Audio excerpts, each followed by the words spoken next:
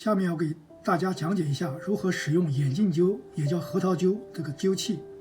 第一步，我们准备几样东西。第一，核桃灸的灸器，把这个灸罐的盖子打开，同时我们准备2个艾柱和1个打火机。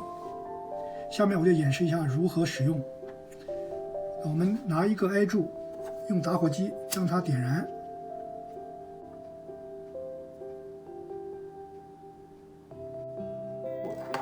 我们将这个点燃的艾柱插在这个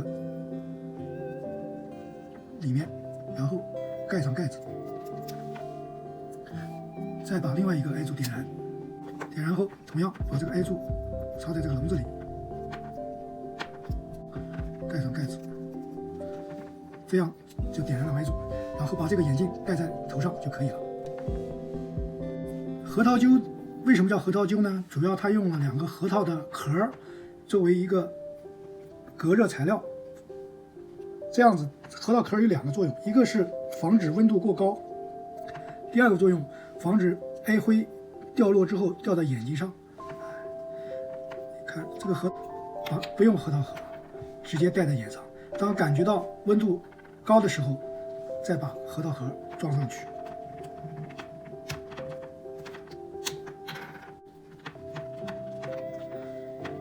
艾灸点着以后，这个灸罐就会比较烫，在使用过程中一定注意，不要用手触摸这2个地方，这里会比较烫，防止烫伤。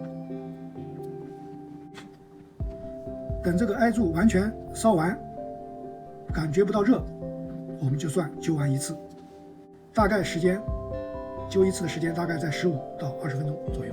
住宅大部分是密闭的，所以因为艾灸会产生烟雾，所以可以在通风好的房间里，如厨房有排油烟机的位置，或者在卫生间有排风扇的位置做艾灸，这样子可以把点燃的艾烟及时排出去。